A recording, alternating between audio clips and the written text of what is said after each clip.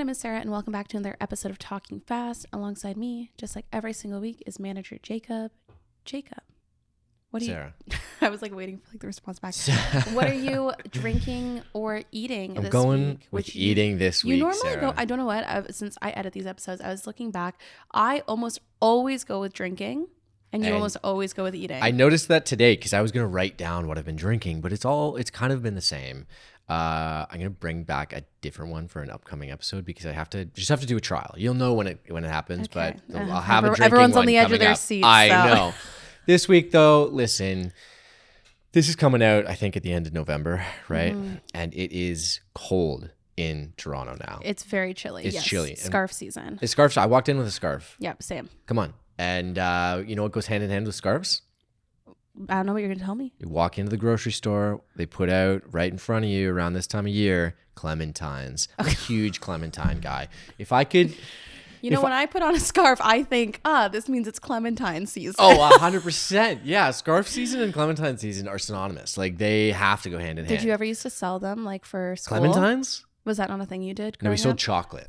Oh, we did chocolate, but then sometimes hockey, like you sports, sold athletics. Clementines? Yeah. Like individually? Like crates of clementines. Not individual You're clementines. walking around the sidewalk? No, with like you could pre-order crates of clementines. Oh my and gosh. grapefruit and oranges. Fruit?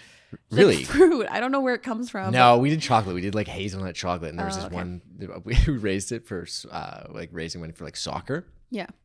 And one family's golden retriever ate like 16 chocolate bars, and they were really nervous for a while if their dog was going to be okay. Luckily, the dog was okay, but God. Maybe that's why selling fruit's important, because if a dog got a clementine, I think it would be okay. So you're a big clementine guy? Are you going to like start bringing it to soccer on Thursdays? I think I'm going to, start splitting them up before I go to a game into individual slices of clementine. Is that what they're called? Pieces? And hand them out at halftime. I like that. Also, when you peel a clementine? I don't eat clementines. Oh my God. Baked goods, clementines. What's next? I don't know. Clementines first. Okay, for anyone listening then, do you peel in one peel or in a bunch of chaotic spots? I do one. I try to go one peel. It's a little challenge for myself. I like that. What about you? What are you eating or drinking this week? Some people have Wordle. You try to peel a clementine. You know what's funny is I did Wordle while eating a clementine today. Oh my God. I guess this is more so where I thought you were going with like the scarf, because like scarf season, cozy vibes means it's soup season, baby. Not clementines. It's soup. We want cozy vibes. My Christmas tree is up. I want to be sitting there just like slurping on some soup. Sitting around the tree, checking out the presents. With some bread with butter to dip in my soup. Okay, this is big. What kind of soup are we talking about? I'm a big butternut squash girl. Ooh. Big butternut squash. That's like my go-to soup that I will never get sick of. Cinnamon on top? No, I hate cinnamon. But Jacob tries to relate to me in any way. Yeah, I know. This is no longer relatable for me. Okay, so butternut squash. I'll put like salt on it. Okay, I love salty soup. And then dip with bread? Yeah, so like just a classic, like what your mom would do. Take a piece of good old like white bread, put some butter on it, cut it up, and just dip it. And it is to die for. If I splurge, I'll get like a sourdough for it. But ooh, yeah. The big soup. And even like I noticed at work, like there's not a cafeteria, a food court. I've made that mistake before. A food court like under like the building, and there's a soup place. And the second it starts to get cold, I go, well, I'm getting soup every day for lunch now. And then they have all the different options too. I'll mix in a broccoli cheddar once in a while. Okay, I was gonna say other ones. I've been eating a lot of like there's like potato leek. You ever do that? Potato leek is good. A clam chowder is good. I don't trust the one that's in the food court. But sometimes I have stupid things that happen, or I say stupid things or think stupid things. And one of them was around clam chowder, it was around chowder in general. Okay. I thought this is putting myself on blast, but I went to Seattle once and we went to a chowder spot with a bunch of friends. Okay. And I was like, I'm not going to have this. I don't want this, because I was under the impression that all chowder was made with clams, and I didn't want that. I was quite old. This is not like a childhood thing. This is recently that you learned that not all chowder is made with clams? Maybe like 10 years ago. Do you not like clams then? That's your issue? Yeah, I'm not a big clam guy. Listen, I'll do mussels. But clams throw me off, and I don't want them in like a chowder form. Interesting. Yeah, there's lobster chowder. There's tons of chowder you can have. It's usually seafood though. Okay, Sarah, what are we watching or reading this week? This is so embarrassing to admit. Okay. I just did something embarrassing. You gotta level with me here. Okay, so A Court of Thorns and Roses. You know how I'm obsessed now. Yeah. That series, I finished it. Now I feel like I have nothing to live for. Oh. Besides this podcast and that series, there's not a lot else going on right Okay. now. So I was like, what am I going to do? I like kept saying I wish it was like a movie or a TV show, because I could just like start from the beginning, right? Like when you binge a show, but then it's like reading it is like a commitment. So I found this girl called Carrie Can Read, and she is a YouTuber who talks about books. She does like breakdowns of every single thing that happens in the book, like chapter by chapter, gives you, so it's like you're watching a movie, and she has like all the characters on like a board and points to them, talks. It's like the after show for the series, I guess, but it's the whole point. It's like, you can watch this so you don't have to read 800 pages of ACOTAR. Gotcha. So the whole point is like, if you, example, were like, oh, like Haley really liked the series, but it's not really my vibe, but I want to know what's happening so I can relate to her. You could go watch these 4.5 hour long YouTube videos. So I watched all 5 of them. And wait, so you invested 20 hours into, where did you have the time over the last week? Since we recorded, you spent an entire day of that time doing this. Rewatching a book series I already know. Okay, was it as entertaining to go through that much? She's so funny. And like, to be honest, it was good because like, that's a huge amount of time. Did you skip it? Skip through at least? It was like, well, I watched it on 1.5 speed. Oh, wow. Okay. And then I watch it while working or in the background of life. It's like, it was my new Vanderpump Rules this week. Okay. But I guess if you've already read it, you don't have to be like totally invested 100% of the time, for sure, right? But I can't explain it other than like, it felt like I was watching a movie of it, because it's like, I'm still hearing it. I'm still like, or an audiobook, I guess, but they were so long. They were 4 hours each, but worth it. Honestly, I would rewatch.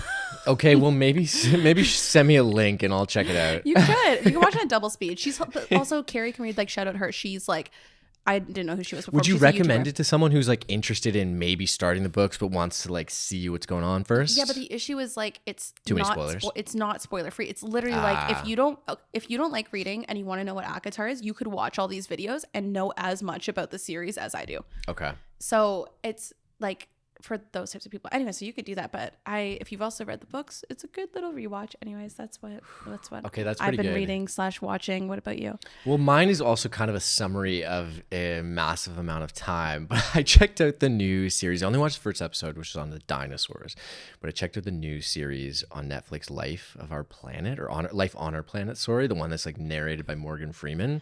It's basically like a planet earthy type thing, but it's going through all of the main events that basically shaped the planet that we live on and who we are and everything else. So the first one was all about dinosaurs, and listen, how was it? It was good. It was entertaining. It was also a little spooky. What's your favorite dinosaur? Ooh, that's a good question. I think probably like a brontosaurus. Mine's a triceratops. Oh, really? Because on Land Before Time, the triceratops was named Sarah. Oh my God, I forgot about the Land Before Time. Mm-hmm. Okay, I know what I'm going to be watching next week then. That's speaking of good series. Yeah, Land Before Time, a classic. Okay, that's good. What are we listening to this week? Are you getting hyped up for your event on Friday? Like, what are I am getting hyped up for the event on Friday. This comes out a couple of days before the event, Just Friends. Probably still maybe a couple tickets available. If you want to come, you can check out the link in my bio. Just doing like a house music club night. All my friends keep going like, oh, you don't like house music? I go, I don't know if I like it because I just don't listen to it. I only listen to Taylor Swift. So I'm going for the experience. So if you want to experience house music for the first time, join me. If you're looking for a nice, approachable place to dance and just have a good time. That's what I was telling someone. I'm like a pseudo promoter for you, and at work today I was hyping it up, and I was like, it feels like an approachable, because I'm not cool enough. I'm wearing cargo pants, but like I'm like not cool enough to be going to like a house music thing, like I just described it as that, obviously. So I'm not cool enough to go on my own, but this, it feels like a safe space because you're hosting it. Yeah, and it's the first event. Hopefully we'll make it a series, and it's called Just Friends, but it's available to anyone realistically, but we want to make it a place where it feels like you're just dancing, having a good time with friends. So that's that's on Friday. I totally bombarded you. So what are you listening to? Well, apart from the two guys that I'm throwing it with, Leon Taro and Sugar Jesus, I'm also listening to New West. And we were talking about this just before we started recording the show, that this is like a long way out, but they have a show with the Beaches, Dizzy, and Valley in August of 2024 at Budweiser Stage here in Toronto. I want to go, but I won't be here. It's like the ultimate. Where are you going to be? It was the Olympics. Oh, true. Okay. Well, we'll all go and I'll FaceTime you. Okay, sounds good. Sounds good. But it's like they're like, I think it's a group of 4 like singer-songwriters from Toronto, New West. Anyway, had only listened to one song of theirs like a year ago, which I think was Balenciaga's.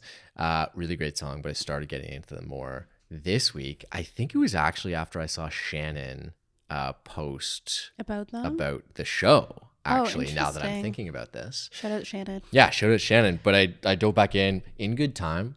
Go check out that song. I'm going to maybe add it to Jacob's songs to cry to for the fall. Jacob's songs to cry to. Is it It's still one of my fall? new favorite It's almost songs. winter now. True, exactly. But that's what I'm listening to. What about you, Sarah? What can I say?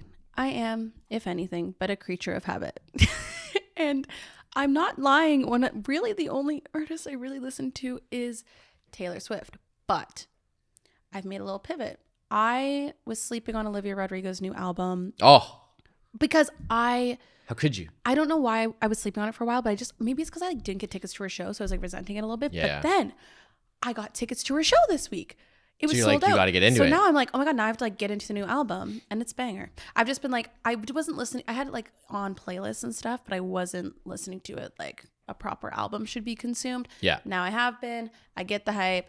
She's a little rock star, and I'm gonna go see her in March, which is really exciting. Well, she's also tough because she has such bangers. Listen, everyone knows this who listens to the podcast. I'm like a big repeat guy. Yeah. She's got repeatable songs. You could listen to them like 6 times in Yeah, a row. that's but true. the album as a whole, like you're saying, is good as well. So I only had a few songs Get Him Back or whatever. That was on my running playlist because it's like very rocky and whatever. So I'm like fully in another Olivia Rodrigo era, which was great because she's one of my most listened to artists when Sour came out. So Guts is great. I finally appreciate it. And she for was what just it nominated is. for a couple Grammys, right? Yeah, I think she has 6 Grammy nominations. Go off. I really want to do a Rodrigo. full Grammy episode. We'll have to bring Shannon back Ooh. or something because I have so many opinions on the Grammy nominations. When are the this year. Grammys? In February. Should we go? I Should we go to if- LA and and do a red Grammys carpet. episode? I mean, go to LA and do a Grammys episode, maybe. Except for we'll be like 200 feet from the Grammys, probably like in a parking lot. But I'm down. Also, for anyone listening, shout out your favorite LA creators, interesting people. Maybe we'll tease something Maybe about that. Who something will knows? happen. Maybe. Speaking of creature of habit, somewhere you went.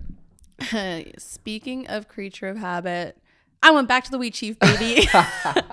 Look, I haven't been back to despite Halloween doesn't count. I was there for 30 minutes at the end of the night. I haven't been back to the Wheat Chief proper since before summer because in the summertime it becomes a way too young out of town crowd, which I'm not a fan of. Everyone's like a 22-year-old baby. Then my bartender's there and my boys at the door told me that no, you can come back now. It's like a safe space for older people like me. So then now my friends and I went back. We had a little proper pre-party girls' night out that the boys ended up joining for, but went back. Chicken and Waffles was performing. I got serenaded by the lead singer because it was like, oh my God, Sarah's back. She's been back in so long. And danced my butt off at the Wheat Chief, which is always a good Saturday night in my books. And this is like a King West bar that's not a King West bar, right? Correct. It's the only one on King West that I know of that has live music. Yeah. It's Toronto's oldest bar, and it's good times and good vibes. And if you're like, I don't want to pay cover, it's $10 cover, but all the money goes to the band. That's why the cover's worth it, and that's why we love the Wheat Chief. Long live. Oh, okay. That's a good tip, actually. Because I think people think like, oh, why am I paying cover? It's just because the money goes to the band. Hello, we're paying musicians. Exactly. Supporting artists, supporting local. Anyways, what about you? That's big. Okay, I'm shouting out another East End spot, but it doesn't have to be an East End spot. I love Pilot Coffee over here. They just Close opened one by- in the Well by me. Oh, did they really? No. Propeller Coffee. Never mind. Ignore me. Okay, well, shout out Propeller as well. You know, we're not here to Discriminate. yeah, You can understand discriminate why I'd get against a coffee confused shop. though between Pilot and Propeller. They're pretty close. We got peas, we got coffee shops, And they both have to do with airplanes. Oh wow, that's true. Okay, yeah, that is more than just peas. Okay, I'm not on my Pilot game. Coffee. Pilot Coffee. Yeah, Pilot's great. I've been going there a little bit more frequently as of late. And you know who I didn't say hello or anything, but I ran into Bobby Webster, GM of the Toronto Raptors at Pilot. So clearly he's an East Ender. Shout out the East End. We got one. I let him do his thing. I desperately wanted to go over and just congratulate him on getting Grady Dick because I'm just a huge Grady Dick fan, fun. our new rookie. Bobby's a good guy though. He would have been totally fine if you went up to him. You know what's funny is he sat there and maybe I shouldn't say this, but he was just eating his muffin and watching TikToks for 15 minutes, love just enjoying his that. morning. I love that. So shout out Bobby and shout out Pilot Coffee. But what I was going to say is just this is a shout out for people to go and just like invest time in their neighborhood. That's what I'm trying to do a little bit more recently, is to just basically check out the spots that are local around me. You know, recently a couple have closed. We don't necessarily want that to happen. We would rather keep our neighborhood spots, especially the ones we like, open. So long live the East End. Jacob's going to keep it open. And everything. Long live all of your neighborhoods too. Go out and check out your local coffee shop. Go check out your local coffee shop. This has been a PSA. Last, but certainly not least, what's something you did? Okay, this is a wild one for me, Sarah. As you know, I've been talking about the cottage build that I'm doing with my brother.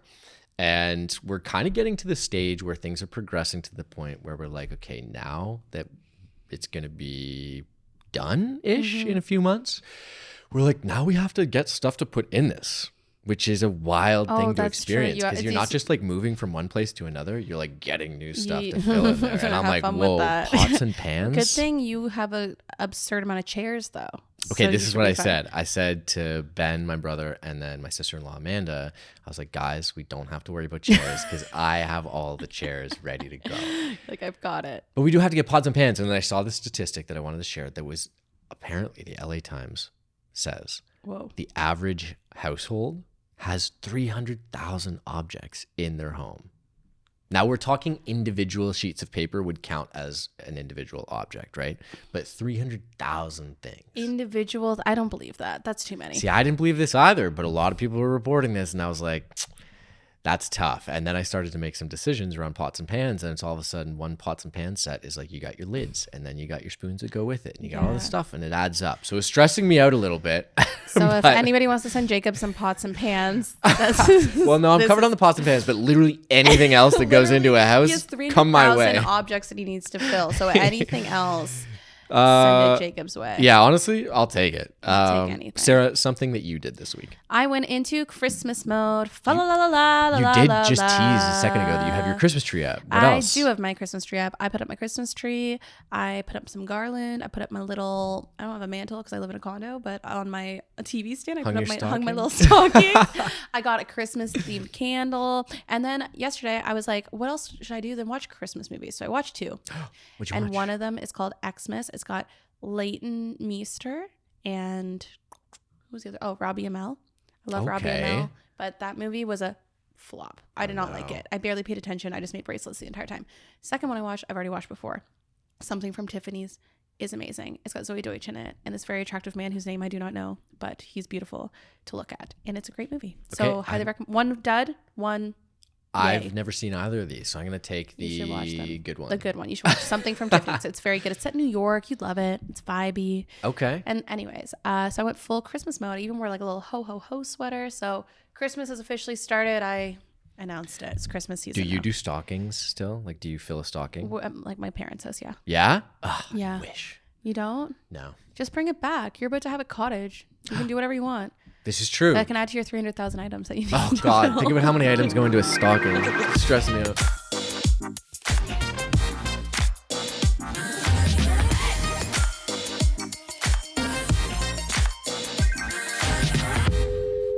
From being a top performing instructor at SoulCycle to running her own fitness empire through her brand Liv Sweaty, our next guest shares her life online with a dedicated audience who are just as obsessed with fitness, fashion, travel, and a little chaos as she is. From spending months in Bali to running park sweats, I've loved following this guest's journey, and coming from someone who has done her workouts and felt like I wanted to die, she does live up the name Liv Sweaty. So excited that we can finally have her in Canada long enough to actually make this podcast happen. Please welcome to Talking Fast, Liv. Yay! I know, finally. I did the first Thank park. you for having me. No, thank you for coming. I did Liv's first, well, it was her last park sweat of the year. It was my first park sweat. Yeah. And I was like, oh, I'm going to like be a little hungover and hide in the back with Jacqueline. And she goes, oh, there's a spot right up right here. Come on in, she goes, come on. And I was like, shit, I've avoided these all summer. I had to go.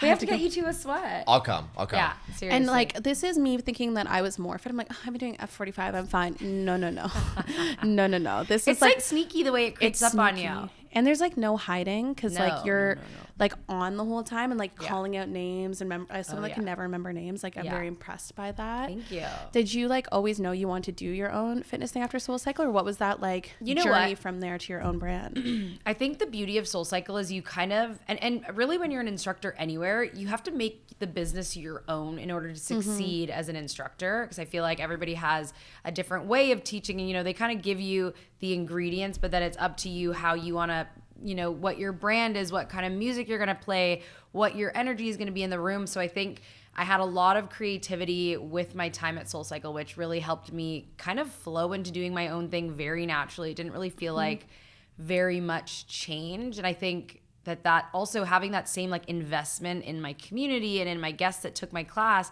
that's why when I did venture out and do my own thing, it was like everybody's still coming with me. And it was like really a really nice transition. And I think, I mean, in so many areas of life, you invest in the people that invest in you, and that just comes back when you know you do leave a place. They're like, well, we still love the way you teach. We love your vibe. We love your energy. So that's been a really pretty like seamless transition aside from all of the extra work that I now have to do. So was fitness like always something, because I know like in another life you were a flight attendant. I was a flight attendant. And then so were you doing flight attendant and SoulCycle at the same There time? was a time where I was doing like 4 jobs at once. Yes.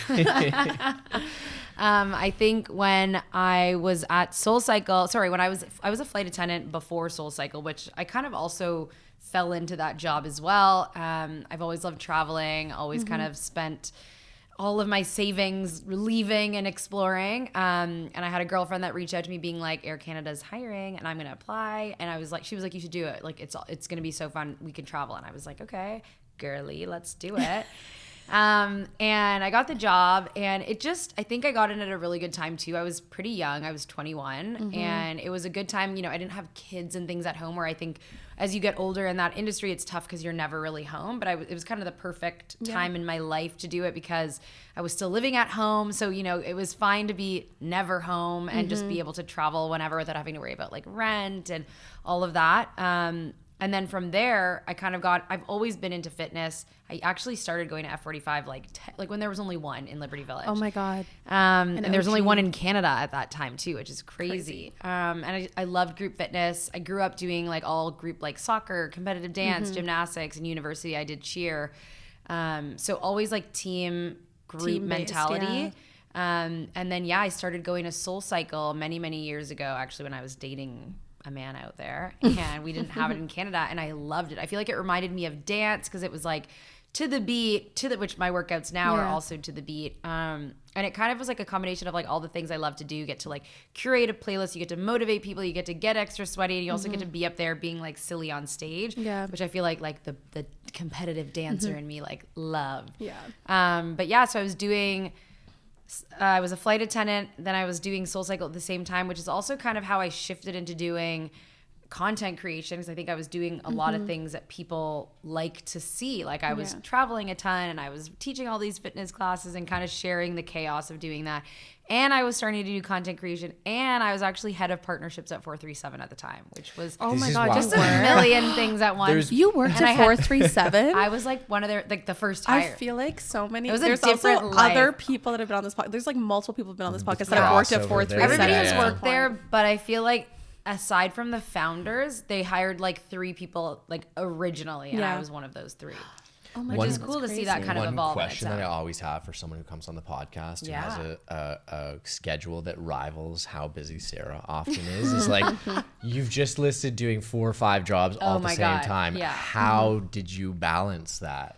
Or balance, did you? Yeah. You know what? I really did find a way to balance it all, and I think it was because it made sense to me for like, I mean, you know, like the quote, like eventually all the dots connect. I feel like looking back, it all makes sense, but I think I wanted to set myself up in certain areas before I took certain leaps. So when I was a flight attendant, I loved that I was able to travel everywhere. I was traveling for work, and then I was also able to take my passes and travel outside of work. That one was a really tough one to let go of. I mean, you go from it being like, you just have to pay for some weird airport taxes to being like, flights are like $2,000. When you realize how expensive they actually God. are, especially your former employer, how specifically expensive they are. Yes. But I think there was a lot of like, I don't want to say negatives. I loved that job while I was doing it, but I think my for lack of I feel like my customer service ran out, if that makes sense. Right. It's a lot of negative people. And I feel like, whenever I tell people that, they're so shocked. Like, they're like, people are rude. Like, they're like, I feel like I'm so friendly. And I'm like, I think that everybody genuinely thinks that, but it's like, you're excited when you get to the airport and then you're excited when you get to your destination. But that in between is a really weird phase of like, everyone's tired and groggy. And like, I think a lot of people forget that. I think for most people, we're usually traveling for fun, but there's a ton of other reasons why people travel that are not fun, or like, for like funerals, and like work travel is not always fun, and a lot of other things. Not to say that that's an excuse for when people are terrible, but any sort of delay, flight attendant gets blamed for it. It's not the captain, it's not the airline. Well, you're kind of the only person that they're interacting with. They're getting right? face to face. Yeah. So, like if we're delayed because the plane has a mechanical, they get on that flight 3 hours later and they're pissed at you. And I'm like, look, I would rather be down here with the plane getting fixed than up in the sky and realize there's a malfunction. But I feel like you're the front facing for an airline in any capacity. So it just is like, if anything goes wrong, you're getting called out. I feel like flying in general, and maybe just because I've been like traveling more over the past couple of years, I've really noticed it. It's like people have such an individuality complex when they travel. Like people travel, they're the only person as if they're the only person that has ever traveled. I know, and it's even in categories. It's like, if you're not sitting beside your significant other, like everyone must move, or like if you have a baby, like you are the first mother to ever fly, and it's just like, oh my god, like can we all just especially if you deal with that every single day, and not even like never be a flight not attendant. even like every day.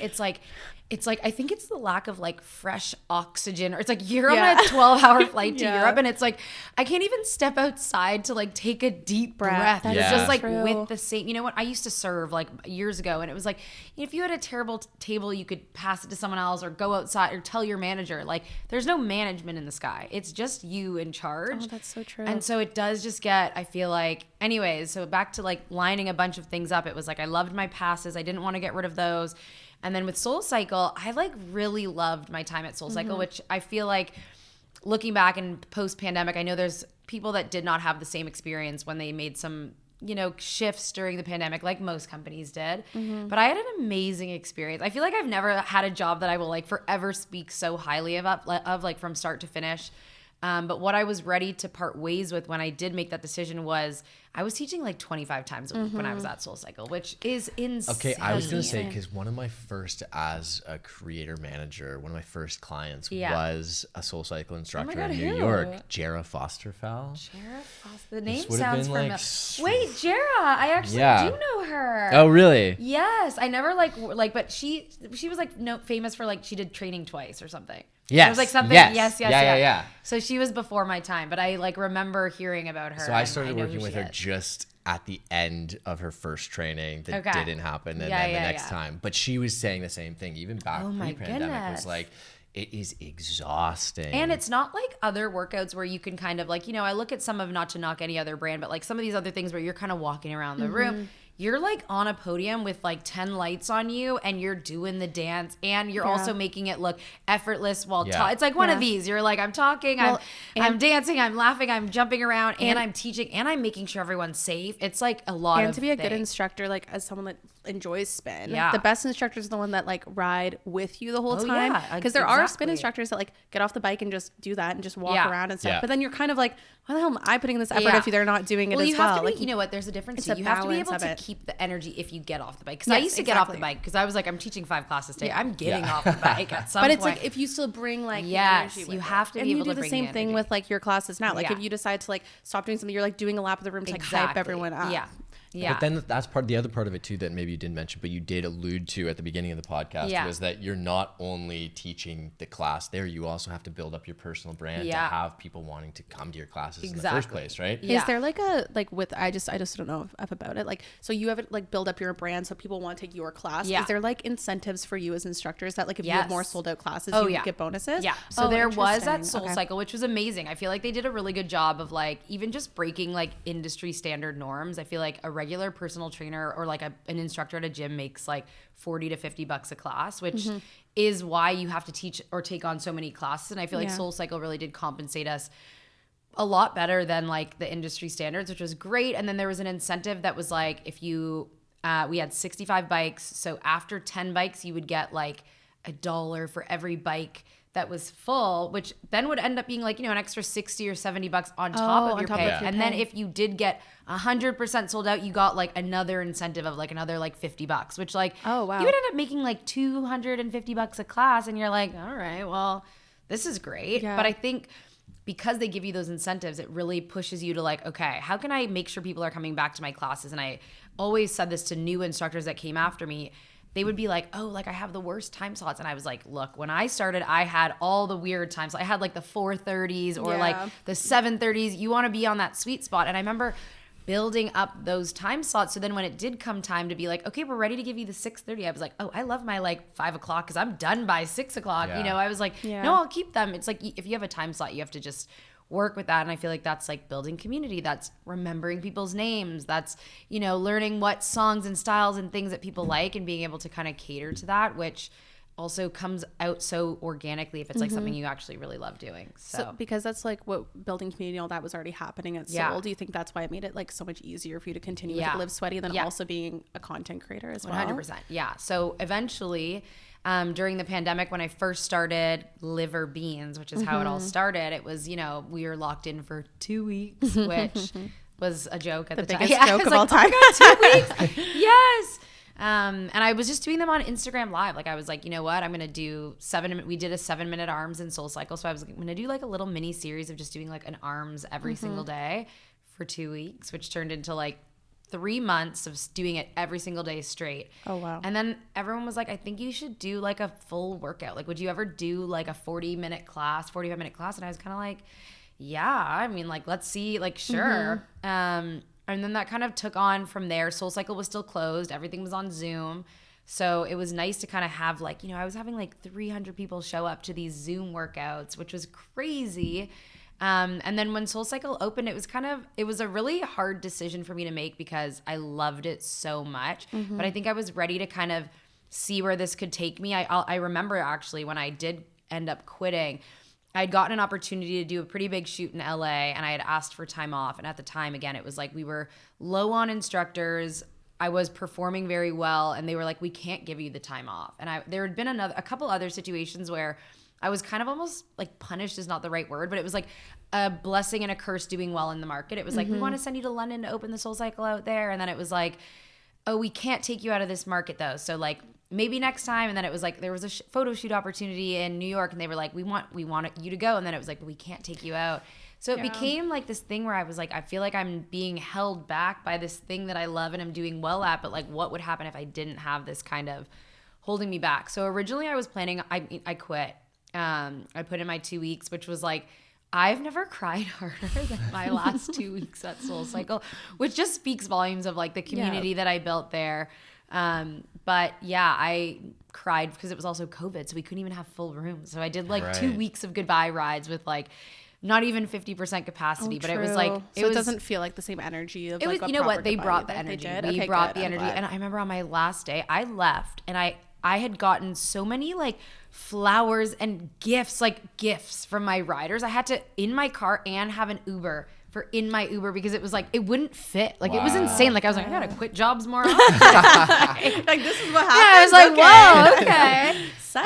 But yeah, then I left and they just didn't have any enough like name house instructors, and they actually ended up like leaving the Canadian market, which I'm like, shit, maybe I should have stayed because now I was like, you know, maybe I'll go back in a couple months after I went out to LA for like 4 months, and I was like, I'll go back maybe after and do like once or twice a week.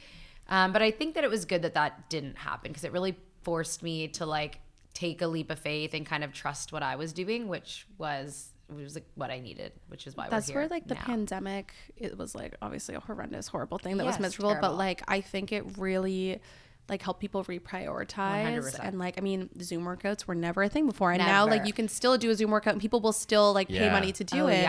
It course. creates like a whole other standard. I mean, like for me, like I didn't create content for myself until the pandemic. Like I think it really for a lot of people gave them the opportunity to like go off on a different just path. like get creative a little bit. I feel like it gave people, I don't want to call it spare time, but a little bit of, time sure. to like do and try other things. And whether you were like fully off work or working part-time from home kind of thing, it really gave you like, also I have to fill my days. So how am I going to do it? Yeah, exactly. Think outside like, the box. Can think of like a new purpose and like a new path to go on as well. Have you ever done a spin class? You did the spin class that we did, but have you ever done one other than that?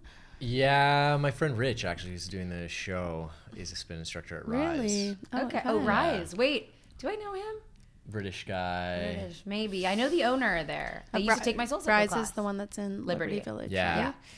I've done a few of those classes, Nice. but then I went the other way in the middle of the pandemic and ate or drank the Peloton Kool-Aid. Okay, The Peloton Kool-Aid. Yeah. It's not the same bike though. It's not the same as It's like different. It's a very different experience. You know what? They have to do that because I know people are always like, it's one or the other. And I think they have, if you teach spin and you understand the like safety and why you have to, watch people's resistance, you're like, well, no, they can't put a bike like that in people's homes and expect that they're not going to blow their, like you have to eat it. Teach a different style to make it like safe at home. Did you ever have anybody like completely eat it in a class, like go over the front of the Oh handlebars? my God, I'm always terrified that was gonna happen. But I had someone, they like make you, like you learn, and again, I have nothing but like the most respect for the way that they, like SoulCycle training, they send you for 3 months to New York. And everyone was always like, what do they have you doing there for like that long? And you're like, then you leave and you see kind of some other studios and other instructors that maybe don't have that long of a training, and it kind of makes sense, the like quality of like the way things kind of go. But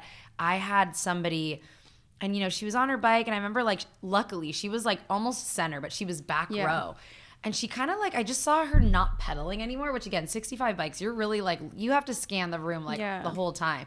But I watched her kind of sitting there for a second, and then I saw her like kind of look like she was gonna fall. And I remember like, this is also, keep in mind, while I'm teaching, I'm like, all right guys, right, left, like, woo, yeah, Beyonce. And then I like just kind of shimmied to the back, and I was like, are you good? And she was like, I'm feeling really faint. And I was like, okay, we're going to get you out of here. And then she like went limp. And I remember unclipping, I had to like unclip both her feet and pull her over the bike. And I got lucky that one of the guys that worked front desk was taking class. But at the time he couldn't see because I was in the class.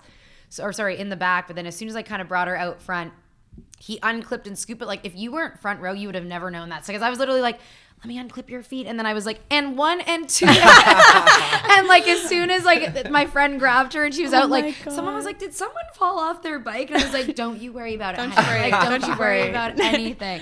But I'm always watching. Scary. I got you. Oh my God. Like, it's a dark room. It's like everybody's sweating. You don't know people's like level in there if they're new, and not that you like don't be discouraged if you're new, but like some people like get take it just easy like, if you're new, take it probably. easy. It is true. I guess that is maybe the one intimidating part about group fitness, I think, for a lot of people is the fact that, like, and always was for me, like you come into it at, even if you're new, like they'll ask like, oh, is this first time rider or this or that, but you feel any weird group sometimes, fitness, even you saying, feel weird. And because like you could be going into a class that's like someone's 150th class and it's your first goodness. and you're doing the same thing. It's definitely intimidating in that regard. I think especially like people don't understand the rows, and like front rows people that are like, I'm gonna get every beat. But I think again that goes with like creating a place where it's like, this is so and so's 500th ride, but they had a first ride, and like everybody starts somewhere. So I think if you're able to create that like safe space, which I think is something that I like really like, that's like my favorite thing and favorite compliment, is that people come and they're like, oh, I was nervous. Even with the Zooms, they're like, you just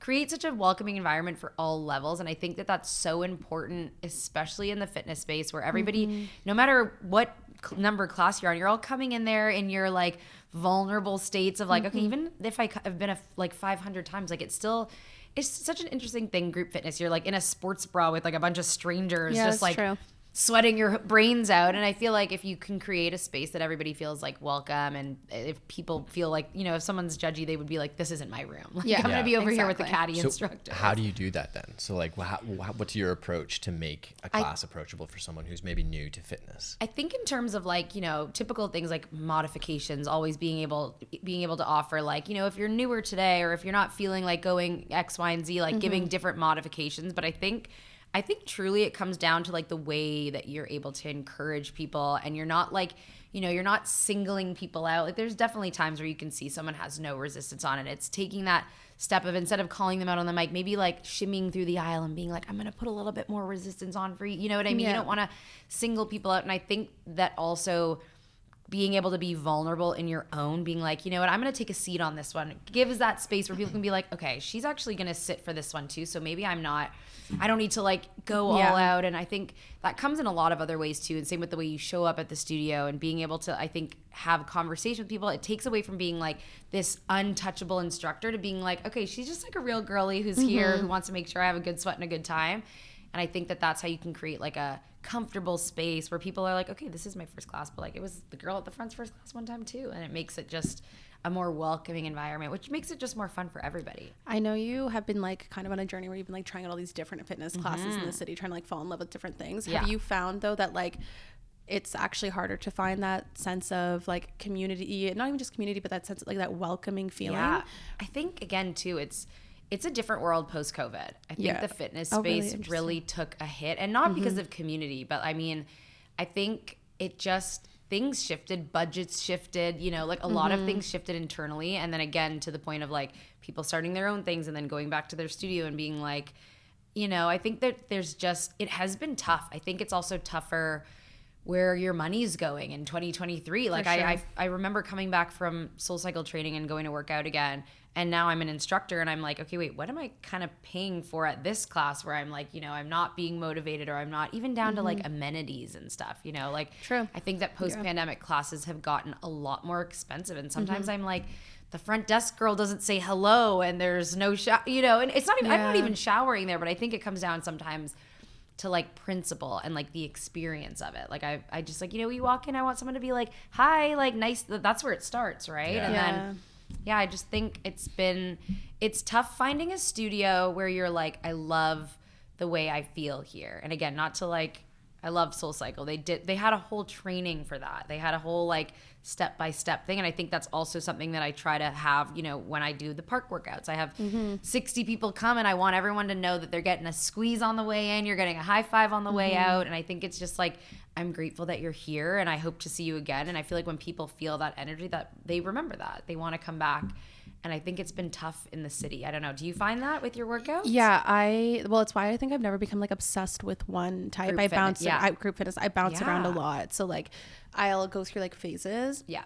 Went through a big spin phase, but then I like kind of fell off of that. Yeah. And then it's like, I don't know. And do you know what? I was always envious of like in spin specifically. Yeah. I'm always like a little envious of like the front row crew that like, they all like work part time at the studio. They all know everyone. They know. And like, I just always felt like, like I'd have to come here a lot to get to that point. I don't think you know, like I think that's the thing. I also think it's insane that like I'm paying sometimes $27 for a fitness class and I can't use a towel. Like, well, that's just it, you know. And like I love berries, but I'm like, berries is like $40 something now.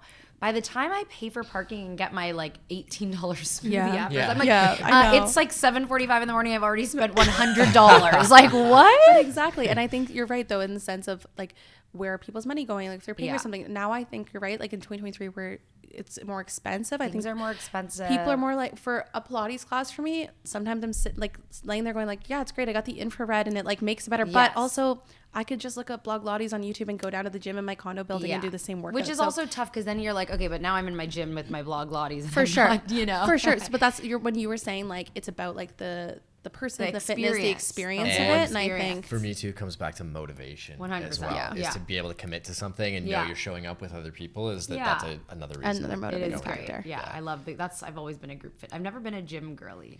I'm not really a gym girly either. I've always been. I think it's team sport mentality though.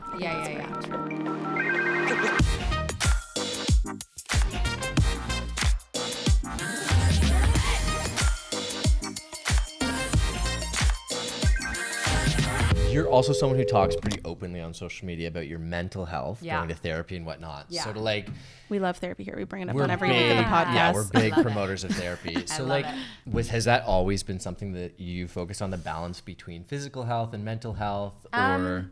I wouldn't say in the past it was something that I wasn't talking about, but I think it kind of came hand in hand with like me going on my own like healing journey, if you will. Yeah. I've definitely always been a mental health advocate. I've always been, you know, for taking care of your whole body, mental and physical health. But I think it's been really nice to be able to candidly speak to actually putting in the work yourself. And I think, again, that's something where people are like, I love that you're sharing this. There's such a stigma around therapy, I think people think like, you know, something terrible must have happened. You know what I mean? And it's like, it really is so many different layers of like communication and childhood. Like it's the craziest things when you learn the little things that like, even I watched a podcast the other day that was talking about how waking up from a nap when you're like a literal 4-year-old and your parent not being right there, not even like being absent, just like not being right there when you open, like that could be something that stems anxiety as an adult, you know, like it's really little things that I think everybody could really just benefit in bettering their communication skills, learning about why they handle situations the way that they do under, like, you know what I mean? And then it goes deeper into like, a lot of people have real shit going on. And I think pulling away the veil of it being like we're all living these perfect lives with these perfect families and these perfect childhoods, I think is something that should be spoken about more, because that's when you feel like maybe something's off with me, because, you know, and it's like, no, babe, everybody has stuff. And I think that the older I get, there's like so much beauty in that raw, real vulnerability of accepting kind of where you're at and what you want to change or patterns you want to change. And I think everybody can just benefit from that. And I think if I can be a space where people are like, she's doing it, maybe it isn't so crazy afterwards. Like I love hearing people being like, I've gone to therapy because, you know, you talk about it and now I started really thinking about X, Y, and Z, and like now I have a therapist that I love. Or I put together like a document a year ago because a lot of people were asking for my therapist, which not that I ever don't give mine out. That's a little too close to home. Yeah, that's a little too close to home. I can't have you being with my crazies being with your crazies. Yeah, exactly. No, but I feel like I was like, you know, if somebody close to me asked for I would be like, here are the 5 that I actually first tried. Because I always share this too. It takes a second to figure out. Yeah, like, exactly. I went to one and I remember one of my girlfriends suggested her to me, and she was a little bit older, and I felt like our, you know, trial session, I was kind of explaining things where I was like, I shouldn't have to explain. I don't want to have to this explain you. what like Yeah. sliding into the DMs is, and I'm sure you're like a ton of knowledge, but I was like, I can't have you not understand what it's like to kind of like share your whole life on social media. And then I had another girl who, again, bless her, but she was just like a little too, I feel like I need a little bit more of a challenging approach. She was a little too soft spoken, a little too like, I was like, I need someone who's going to be like, you know, a little okay, emotion, girly, like yeah, emotion. let's Yeah. fucking go. Oh my God, bad word. Is that allowed on here? You can swear. We're rated. Sorry. Mark that. Yeah. we have it explicit. But I tried a couple. So at first I was kind of sending it to people like, here are the 5. I'm not going to say which one was mine. And then mine had a pretty long wait list when I got in with her too. But then I opened it up and said, like, if anyone has a therapist that they love, please drop it in this box because I have tons of people. And I got like over 200 people that put it in, and I mapped it out in alphabetical order, added phone numbers and emails, and put it in a little doc that lives on my Instagram. Resource. Yeah, I was gonna say it's still available It's because still that's such a available. good resource for people. It's a good resource because you can Google and you get so lost, especially if, like, depending on what you're looking for. There's so many different kinds of like specified and even like for therapists. people that are like, if you like have a job that gives you benefits, there's like Yes. difference between like Yeah. psychotherapy Of and course. psychology, like the type of Yeah. therapy that even qualifies. Exactly. So it is still there. But I think it's just really important to open up that dialogue. And we're living in a time where I feel like a lot more people are talking about it. But I think if you can, again, be like, you're chatting with people and being candid about what you're going through, it's like, this is just as important as working out. And I think that people sometimes aren't able to see that they're really the same. Well, you and know? I think like it's the idea where I always get like with friends or whatever, they're like, Yeah. oh, but like when are you gonna stop? I go, well, like when do people stop like working out? It's the same thing. Yes. Because Yeah. I also am kind of the mentality of like, so I've been with a therapist for like 1.5 years now. Yeah. My mentality is nothing like horrendous is happening right now, but if something bad does happen, Yeah. I want a person that already understands gosh. me and that's like Knows my history. knows those things about me, or knows how I react to things, or Yeah. so I always have that. It's the same. It's like any muscle. And I Yeah, also think any like muscle, the truly. with like you were explaining before, which is what I found so fascinating about it as well when I first started, is like learning how everything's connected and like, Oh my how goodness. It's wild. It's all childhood and everything. It does feel very similar to physical fitness in the sense of Yeah. like, oh, if I do this workout, Yeah. then this muscle gets more toned and you can see the result. You can make it make sense. And I Yeah. think that people, it's such an interesting thing. I was actually just talking with my boyfriend about this. Love you, Justin. But, you know, I feel like recently I've been like, we passed the year mark and we have great communication, but it's like, I'm always like, you should go to therapy. And I feel like sometimes people are like, I don't need to go. Like, what? I'm a little stressed out at work and, you know, my parents are maybe not together or something. And it's like, I feel like people don't realize how those things really do affect you and your capabilities of maybe like getting into a serious relationship, or your views on marriage, or like, you know, maybe you're working too much to make up for something that you don't want to deal with. Exactly. Right. And I think it's so tricky because you can't force someone to go to therapy, right? No. And I joked about this with my therapist because she was like, and we hate those clients too. They come in and they're like, my girlfriend made me come. I don't know what but it's like, I think it helps with all tools of communication at any level. I do the same. Well, there's good but you have to right? want to do it. Like I was telling a girlfriend this recently. I remember when I was much younger, when I was like 18 and I was a server, and an older girl was talking about therapy and how she's on her healing journey. I remember kind of being like, yeah, girl. Yeah. Like, okay. Yeah. Okay. Woohoo. Like, okay. Yeah. And like it wasn't until, I can't even say it was when I first started going. It has only been like in the last year now. I've been going for like a year and a half. So it was after the first 6 months where I was able to like see how I was also able to understand other people so much better. And I was the be able exact to same put way. be like, okay, you know what? I think that maybe she's going through this and we're going to just let her have it today. And just even having that grace for other humans is like, if everybody just did that, we'd all just be living just so happily. I feel like it helps you be able to like step back from a situation and look at it from like a wider lens or just take it out of like, even in relationships. Like, you know, when my first push was that I got out of like a very toxic relationship. And I think that if I had the tools that I have now, instead of, you know, we don't need to just keep going at this and being able to be like, this isn't necessarily me thing, without placing blame on you, like we're just not working kind of thing. But that's in every relationship, friendships, work relationships. Like I just think if everybody prioritized that as much as they do regular like physical health, then we'd be just in such a different state as like humans. I know. I think it helps with all forms of connection and like listen. It makes you a better listener. Well, I learned how to be a listener from my therapist because I watch how she listens, and you kind of take that on. Gosh, yeah, you alluded to this as well when we first started talking about this, but it's not really, therapy is not really something to go and like solve a big life problem. Like maybe you did have this traumatic thing in that's childhood. like the push to do and it. it can absolutely like help you unpack that one thing. But like you're saying, Sarah, as well, it's more of a way to step outside of that and get an extra perspective that's going to help you in the long run. In the long run, with every other aspect of your life, not just like feeling better about one situation, which I think is a common misconception. Which I'd be curious if you feel the same way, because like the one thing that I appreciate about therapy, and like I matched with a therapist that was younger for the purpose of I needed someone that could like understand social media and all that stuff. It's really lovely having a space where that's someone that has no idea who you are and no preconceived notions of you. It's literally insane. Like I always joke with mine, I'm like, do you ever creep my socials? And she's like, no. And I remember being like, so you have no idea what any of these crazy men I've told you would even look like? Like that's why I couldn't be a therapist. I'd be curious. Like, she just has no, she's so unbothered. And I'm like, oh yeah, I guess this really is kind of your day job too. You know what I mean? It's like their job to like be like unbiased and not know anything about you. And it's like such a safe space when so much of your life is online and like your livelihood comes from that. It's so wonderful having a space where it's like you're separate, you're like anonymous. And they really do, like, I know it's kind of like people will tease about this, like, oh, like a therapist could just give you the answer, they don't need to make a year for you, like, you know what I mean?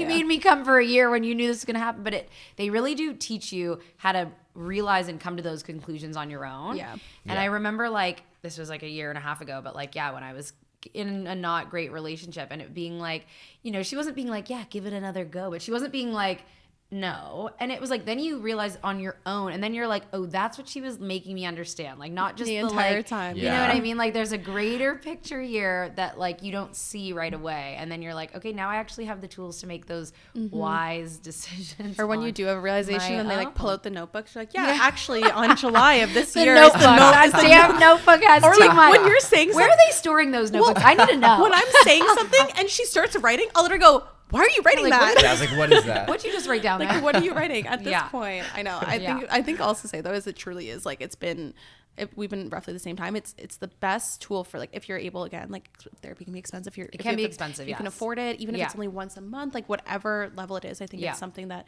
I think we'd all be better humans if we all just committed to it. I think it's tricky too with like, you know, when people are like, it is so expensive. 100% it is. But then I'm like, babe, I just watched you go out for dinner 3 times this week. Yeah, Make then it 2 and you're good, you know? Or like, that's true, I though. see your Fifth Berries class this month. or Like, I feel like another Aritzia. The new Aritzia collection again. Yeah, like, I see your unboxings. No, I know. I see your so I think, unboxings. people sometimes just need to reprioritize it a bit. It's a good investment in yourself. Like, It's that's the the other way best to investment. It is. It really is. It makes you a better feel good person. inside and out. I think that if people can like, I think a really cool thing about our generation is we really are focusing on like the longevity of our lives and overall well-being, even down to like, you know what I mean? Like skincare and stuff, being more using more natural ingredients, all these things. I feel like as a generation, we're kind of really fixed and like focused on being better inside and out, which is like a really beautiful time to be a part of. Which is it's so very cool. exciting. Is there anything exciting coming up for you, whether with just like social, whether with Christmas, whether with Liv Sweaty? Yeah, Tell us you all have to about do it, both of you. Liv Miss, which is its third year or fourth year? What year? Third year doing Liv Miss. Crazy, it is though. the 12 days of Liv Miss. It's a 12-day challenge. It's all online, which is awesome because I get to reach a ton of people. It kind of goes back to how we all started. And I think this time of year too, when it's like freezing outside, it's nice to be able to Absolutely be do like, not want to 7 leave my a.m. house. Yeah. I'm just rolling out my yoga mat. I haven't even brushed my teeth. I'm just doing the workout downstairs. But it's 12 days. There's 12 giveaways. It's really awesome. I work with all different brands that I work with over the last that's couple so of years. fun. They all donate an amazing gift, which is awesome. All of the gifts are roughly over $250 value. So they're really good gifts.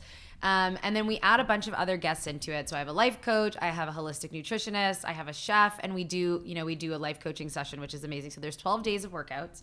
And then some of the days have double layered days where we have like a session with the life coach, we have a workbook, then we have another day with the nutritionist where we go through, you know, at the beginning, I get people to share what they want to learn more about, and she'll make a little whole 45-minute seminar about those things. And then we do a virtual cooking class with a chef, and she kind of goes through again all of the ingredients, why she chose them, why they're good for you, why, you know, the different ways to pair foods. And then $25 from every sign up goes to the food banks of Canada, which is kind of a nice full circle thing where Liver Beans started when we had no workout equipment and everyone was using beans at home, which is kind of funny how the name started. And now it's nice to be able to, right before the new year, I feel like it starts the 5th, Monday the 5th or the 4th, whatever, Monday, first week of December. But I think it's a really hectic time, and that's why the workouts being online is also like, you can do it. You have the 12 days to do them. You don't have to do them at 7:30 every morning. You can do them, you know, throughout the day, but they're live, so they're fun if you do tune in live. And then there's a giveaway at the end, and it's just like a wellness reset to close your year and then to get ready to get into the holidays and then to start. I love the mentality of doing it right before the holidays. Right before because the chaos. Before the chaos. And like I feel like so many people, the second it hits December, they're like, I'm shutting down for the rest of the year. See me in 2024. Like that's when I'll become a better version. So I like the idea of like finishing the year strong. Yeah, it's really good. And there's one in-person day, which is really fun as well. Oh, but you guys so have to come do exciting. it. I want to see Jacob struggle through one of your classes. Please. I'm in. I'm there. You're coming. I'll You're be front coming. row. He said it. He said it here, everybody. He's coming. He'll do one. We do a Talking Fast Live class. Yeah, oh, that rhymes. We should Let's Talking do it. Fast Live class. Let's do it. Catch us in summer 2024. Yeah, I Canoe can't Landing wait. Park. I can't wait. Thank you so much for coming on. Thank you for having me. I'm so happy this guys. could finally happen. Finally.